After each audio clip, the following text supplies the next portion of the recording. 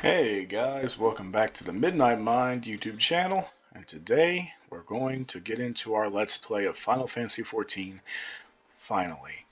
So, as you can see, we have already made a character. This is a character that I made in a previous recording session, and unfortunately you're not going to be able to see how I made him, or hear the audio for the first 2 hours of the gameplay, unfortunately. But on the bright side, I suppose this will give new players a chance to, if you haven't played Final Fantasy XIV, this will give you a chance to kind of experience the beginning of the game by yourself. So as you can see, I have other characters here. This is my main character, Trafalgar Law. I am a huge One Piece fan, and so obviously I had to name him after my favorite character. Though he looks nothing like Trafalgar Law. Well, I guess he kind of sort of looks like him, but I've changed his appearance over time. I've had him for years now. He's, main class is a level 80 ninja, but I've got 72 white mage and all that. But anyway, so this is the character I made for our channel alone. Named him Midnight Mind. So let's get into it. And if nobody here has played Final Fantasy XIV, if you've played other Final Fantasies, if you're a fan of them, you will find a lot of things in this game that you will like.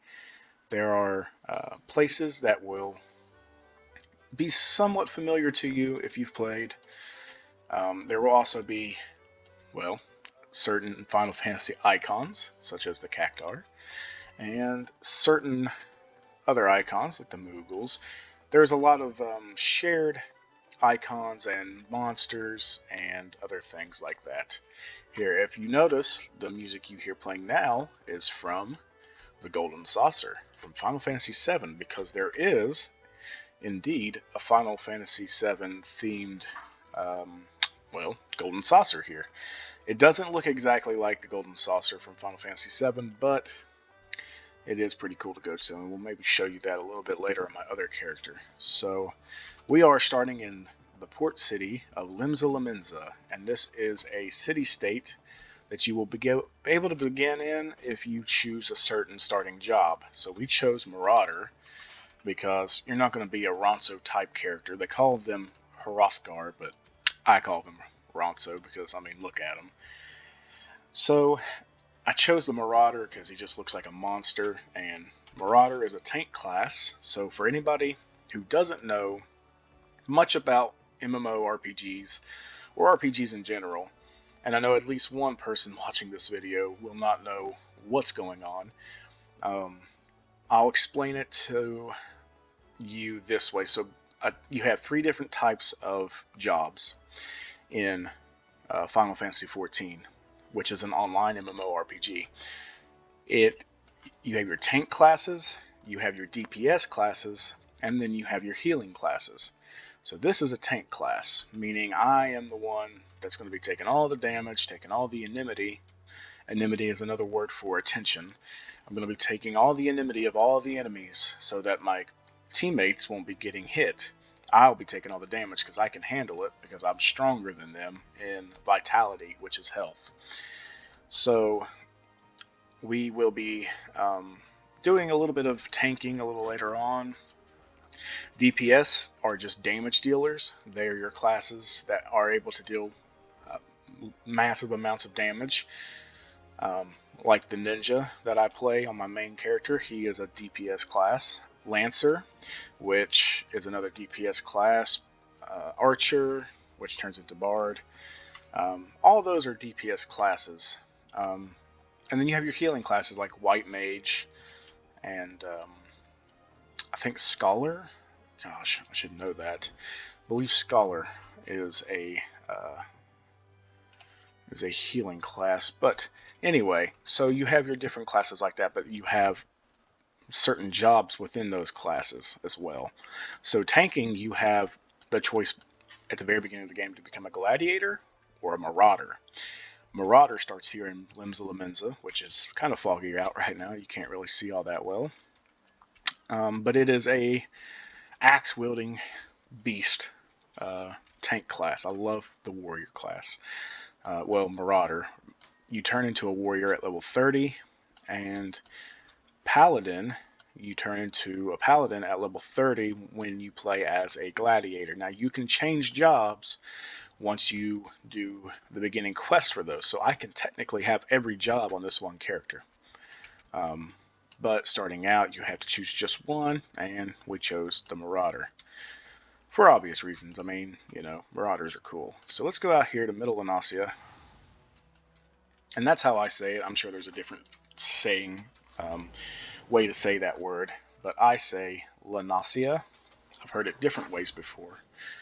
So don't judge me too harshly. So we're going to do some questing out here. Now we're supposed to be getting level 5 gear for our head, body, hands, legs, and feet. As you can tell, we already have for the feet, so all we need is for the legs, the hands, and the head. We have level 1 clothing on right now, so we will do some questing here. Get some gil and maybe be able to buy some gear. There are some quests that will give you gear. I don't know where those are exactly right now. It's been a long time since I've been this low in the game, so I'm not sure where to find those. Missions, those quests that give you level 5 or higher gear. It's been a long time since I've been down this way, so we'll figure it out together, I suppose. So our mission right now is to remove rocks from the frontier with a shovel, 3. Pick up debris from the frontier, 3. So we're digging and picking stuff up. So what we're going to do is right here, we're going to use a tiny shovel on it. Or tiller's shovel, I'm sorry. I didn't read that correctly. And then we're going to do the same thing down here.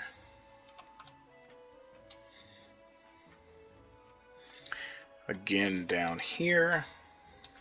Oh, this is strewn debris, so this is us digging. So as you can see, these enemies here are blue icons beside their name. That means that they will not attack on sight. They are passive. So it's safe to run around these even if you're level 1. They will not attack you, so you're safe.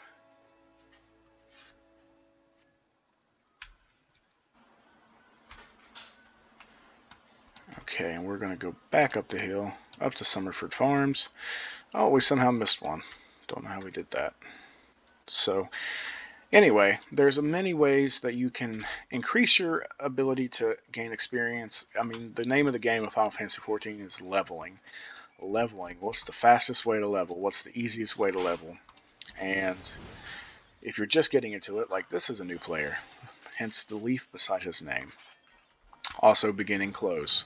He's also playing Marauder, as you can tell. He's probably getting the hunting log done, which I've already done for this character because I did it during the audio that I lost, the second 2-hour audio that I've lost. So, and I'm terribly sorry about the delay in video output.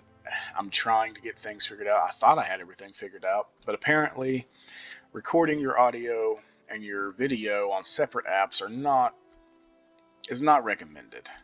Just little word to the wise for that is just take it all at once. I am using the game capture to also record the audio, and I tested it out before I started this video to make sure it was going to work, and it seemed to work just fine, so that's what we're going to do.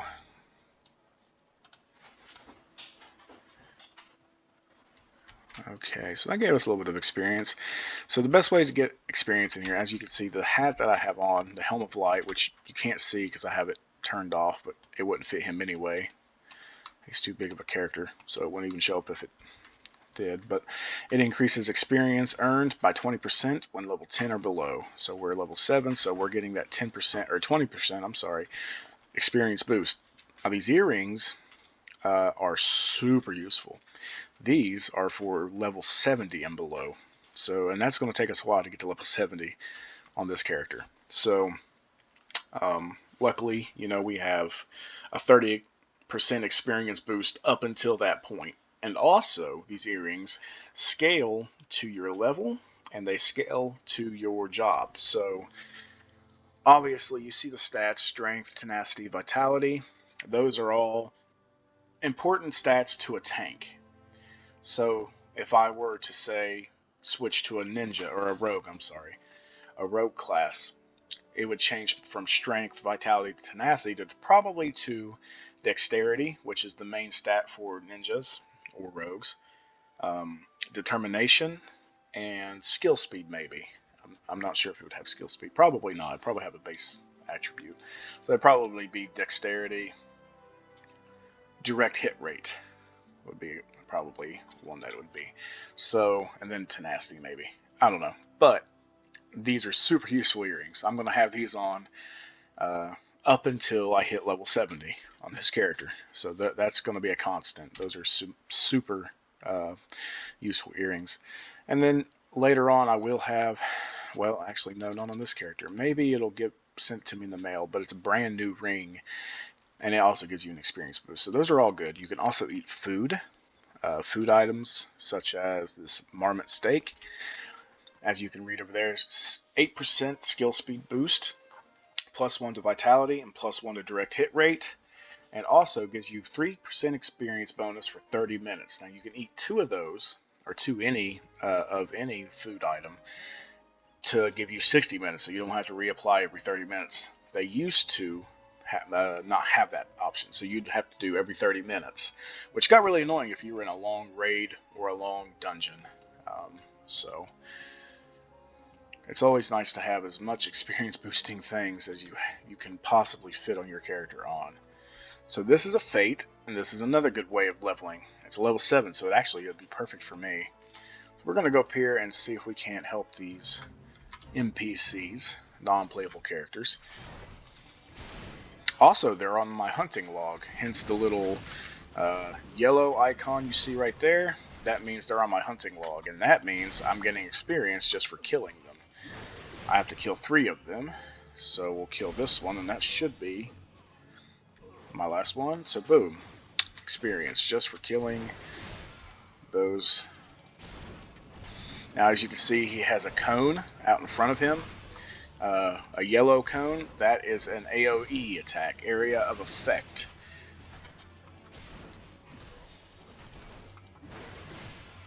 And you want to dodge those as much as possible. So if you see an area of effect attack like that come on the ground, you don't want to stand in it like that yellow jacket did. The blue one is a teammate, so you can stand in it. It's not going to affect you.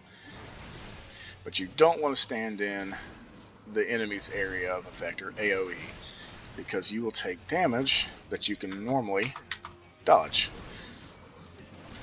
And it's as easy as that. Now I only have a few moves right now, a few skills, because I am so low level, but we will get there eventually. And eventually we will learn that ability, the one that the yellow jacket just used there. It is a front cone AoE that increases enmity for any enemies caught in it, and we already know what enmity is. So an enmity is the most important thing to a tank. You have to be able to keep an enmity on yourself. Alright, so we got 1,000 experience there, and that will put us right below level 8, so that's fantastic. We have 352 gil. We might be able to buy, depending on what the market looks like. I haven't really looked at the market a whole lot yet on this server, which is Sarkatanis, which is a legacy server. That's what my other characters are on. So I'm not sure what the lower level items are selling for, so we'll have to see what that's about and see if we can afford any of it. These mounts I cannot summon right now. It's a feature you'll learn later, but man, they are useful.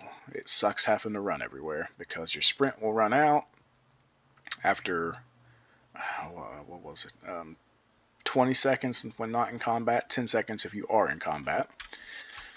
And then you gotta wait for the cooldown, just like every other skill, and reapply when it finally gets done cooling down. So we'll go ahead and kill some monsters along the way here. Hopefully we hit level 8 before we get to Limsa. Oh yeah. Yeah, we should be able to do that. And eventually you'll be able to get an ability where you throw your axe at enemies from a distance, so you can pick them up while you're running. You don't have to stop running, and that allows you to pull large amounts of enemies later on in dungeons. Okay, so we just got a new ability, Rampart, which reduces damage taken by 20%, and that's a tank specified ability. So let's look at that. It'll be in your roll because it's a roll ability. So these are shared between all the tank classes.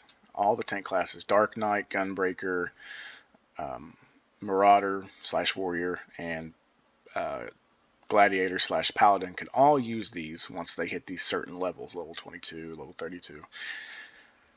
These actions are specifically for the Marauder class. So these are all the Marauder classes. Once I hit level 30 and turn into a Warrior, I will have a whole nother list of abilities down here below. So Tomahawk is the ability I was telling you about, where you can throw your axe and increase enmity on yourself. And we're really wanting to get to Defiance. That is your tank stance. So as you can see, it says significantly increases enmity generation, and that it does. It increases your enmity so much that half the time you can just hit one enemy with a nice heavy swing and they'll stay on you for quite some time. The DPS would have to do a lot, and usually your healers will pull enmity if they're healing a lot. But yeah, with the tank stance on Defiance, you don't have to really worry about a whole lot of that, so that's really nice. So let's go see how much gil we need, and we can talk to people in here and see what these quests are given. Okay, Fire Shard, those are useful. 50 experience though, that's a level 1 quest. We're not really looking for that. Yeah, we're not looking to do these. That's the Blue Mage quest up there. Let's talk to Sweet Nick's Rosy Cheeks. Also a level 1, so we're not going to do that. But let's just see. If I could if I could send my gil from my other characters over here, it wouldn't be a big deal. Okay, so now we're looking 305 gil for a new chest piece, which I don't actually think I need. Yeah, because I got a level 5, so we need a helmet, a pair of gloves, or for hands, and also legs is what we're looking for now. So, hands, head, legs. So let's go first. Well, let's go to head actually. And our level 5, we want to go to a level 5 unless this is cheaper for some reason. So this is 200, so we can afford that. But if we go down here to a level 5, we're wanting to look for the piece that gives us our stats. So the leather eye patch gives us strength and dexterity. While it's not exactly what we're looking for, we're really looking for anything with high vitality. Because none of these pieces have vitality, we're going to go with strength next, because strength is really important for a Marauder as well. So we're going to see that's more expensive. So what we're going to do is we're going to go up here. We're just going to pick up this level 8, or item level 8 headgear. We can buy that. We still have 142 gil left over. Let's see how much the... Okay, that's ridiculous price for that. Okay, we're probably not going to be able to get another piece right now. I don't know why people sell that for that much. So now we just need our hands and our legs now. We can come back and 90,000 for a high quality. Okay. Don't blow your gil. Whenever you get into the game, it's going to be really tempting to buy higher item level things off the market. But, I mean, as you can see, people super overprice things. And, I mean, when you're getting... I mean, at one point, this is the list of recent transactions. So these are this item that have been bought by other people on what dates and times. So the last thing to sell, or the last time one of these sold, was for 11,000 for a normal quality. But look at these. High quality for 15,000, which is still too high. High quality for 1,500 compared to 90,000. So you want to watch the market, and you don't want to spend your gil on things that you really don't need. You'll outgrow most of your gear pretty quickly.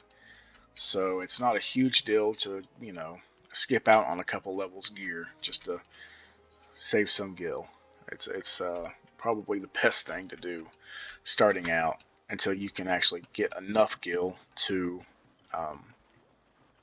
keep yourself up on the newest gear. So at one point, I think the most gil I've ever held on my main character, which I'm broke as a joke right now, but the most I ever held was close to 64 million. But I also used to work the markets a lot. And by working the market, I mean I would go in, I would find things that were being undersold, buy them, and sell them for a higher price. And it seems like, well, why wouldn't everybody do that? Because it's extremely tedious. It takes a lot of time, patience, a lot of searching. There's a lot of items on the market board, and it can really take a toll on you after a few hours just looking of like, well, what's the best bang for my buck? What can I find? What item can I find that I can buy super low? It's like stocks. You want to buy super low and sell high. And so sometimes you kind of have to just wait and keep checking every day. And so that's what I did. And at one point, my biggest turnaround, and I actually have a picture of this that I might post on the MidKnight Mind Facebook page. I turned something like 1,600 gil, I think, to 8 million. Yeah, that was a huge turnaround. I remember being so excited. The picture's blurry because I was shaking. I could not believe that I just literally increased my, measly, I think it was 1,200 gil, or it was something ridiculous like that, to 8 million gil. So you just have to look for things like that, because sometimes people just put things on the market and they just don't care. And so their loss, your gain, is always the way to look for it. So an 8 million gil in this game will get you a long way. You can buy, a small house with that for your free company. If you found a free company, which is not available because I haven't progressed far enough into the main scenario quests. But a free company is basically a guild. It's your guild, and you can start one or you can join one. And I, highly suggest that you join one early on.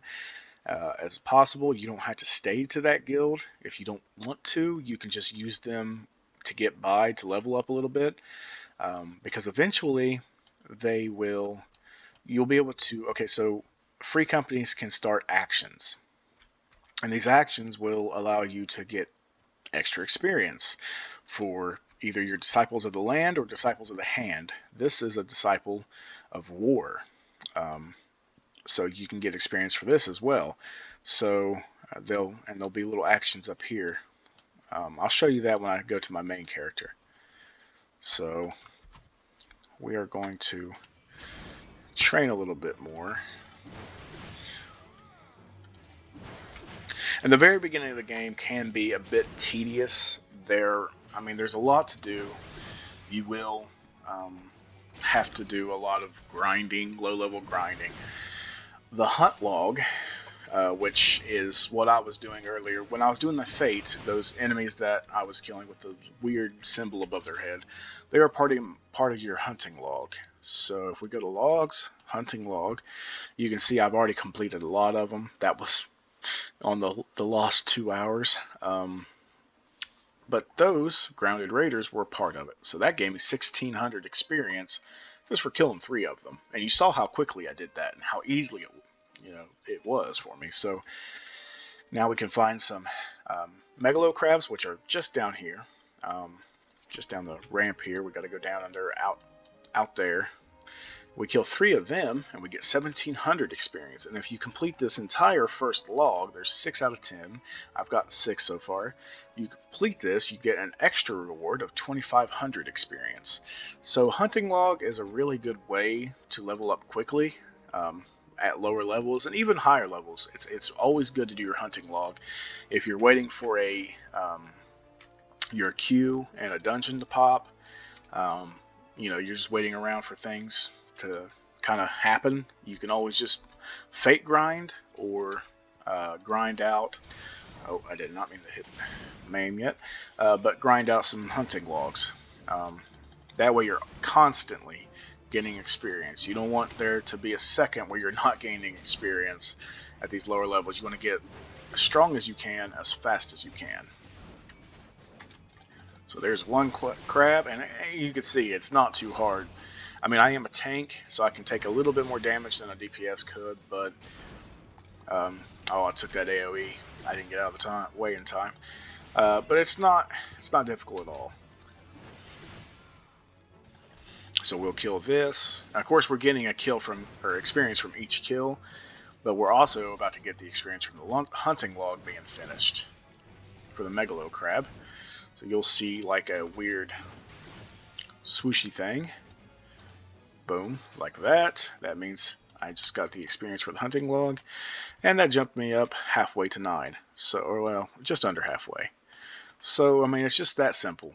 And it always tells you, if you go into your hunting log, it'll always tell you around about where they are. So, you know, if you go over here and hover over the little ladybug, it'll say Middle Lanasia near Zypher Drift, Wharfrat, Zypher Drift, Moraby Bay, Summerford, Cedarwood. I mean, so it even tells you where they're at. Now, I think sometimes in the higher hunting logs, you will have to it'll have question marks beside some of them, and you'll have to go find them yourselves. But it's really not hard. I mean, you can get online, Google it real fast, and you'll find your way there quick. So, okay, so here's a good example. So that Wespe, it's a passive, so it's got the blue. But those wild jackals up there, those will attack on sight. Even if you're higher level than them, up to, I think, like 7 or 8 levels above, they'll still attack you, maybe even 10. So even if I was 21, I think they would still attack me. So let's go up here and just show you. So see, I just got close to him, and he automatically started attacking me. Now when that one turns around and sees me, he'll come after me.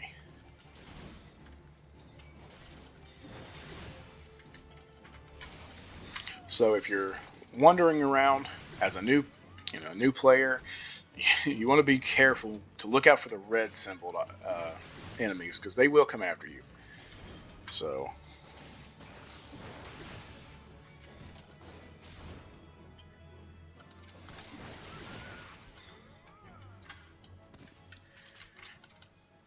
and I am by no means a master at this game. I still consider myself to be, well, I mean, I just really started playing it again, so I'm still a little rusty, but I mean, there's some players out here on this game that are just insane. Look at the sun rays coming through. This game is visually one of the most beautiful games I've ever played. I mean, it has a day and night cycle, weather cycles for every area, and every area almost in the game is completely different from the last. And it's just such a beautiful, beautiful game. You can really get lost in this world. It's a good world to, life is getting you down, you're stressed, whatever. Come on here, jump on with your friends, your family, whoever, and or even by yourself. Get in here with your guild or your free company, and just kind of hang out and have fun. And you'll eventually get to, oh, so somebody's doing this fate. Well, we'll have to help him out. These Aurochs are going to see me and attack me. Let's go ahead and attack him. That's a summoner doing a level 8 fate, which is weird. So let's go take the Inimity if we can.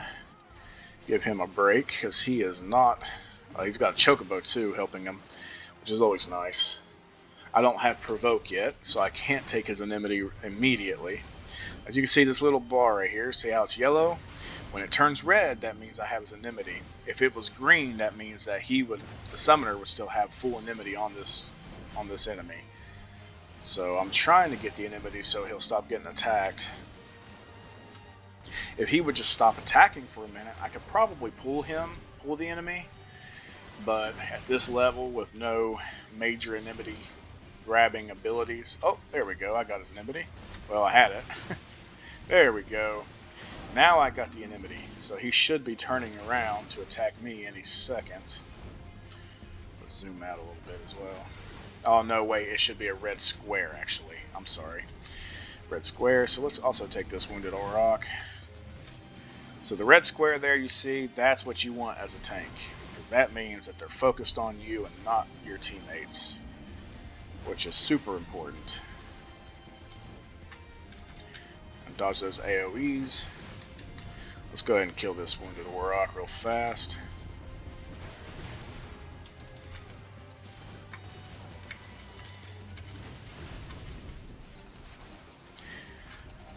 Come on.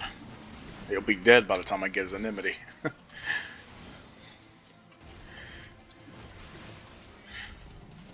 There we go. I finally got it. It took me a minute, but I got it. This fate is done.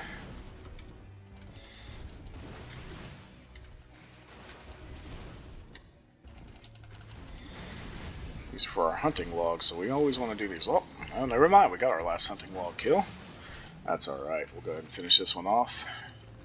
Now, this is a level 7 summoner, but he is not new to the game. One, he doesn't have a leaf icon. He also has what I call the flying nimbus because I'm a huge Dragon Ball Z fan. So my I call him my brother. He's my cousin, but we grew up together. We were always together, you know, building forts, fighting with sticks in the woods. We were just basically grew up as brothers. So I've always considered we were born 3 days apart. So we always have, you know, considered each other brothers.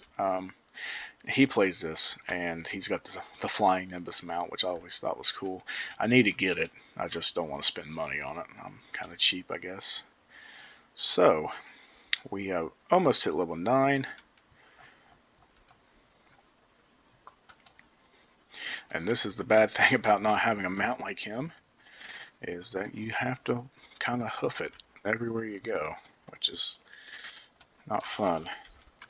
So we're going to look around and see what we have. Okay, so actually right behind us another fate popped, and that is a level 7, so we'll go back and we'll try to do it. Get a little bit more gil. We are hurting for gil right now. Oh, we ran right past the fate. How did I not notice that? I guess I just wasn't paying attention. Alright, let's zoom our camera back out. It's always good when you're tanking, well really any class you're playing, it's good to like zoom out when you're in dungeons or fighting in general because you can see more of the battlefield. You don't really need to see an up close of your character. I mean, it's kind of cool to watch your character swing his axe around and stuff, but most of the time you're wanting to watch out for those AoEs, you're wanting to look out for other ads, you're wanting to look out for mechanics of dungeons that could be happening. If you're zoomed in like this, if there's something happening over here, right here, that you can't see, then, well, you're going to get hit pretty hard. So you always want to make sure you're zoomed out as far as possible when you're planning to fight. Now, little trash mobs like this, they're nothing.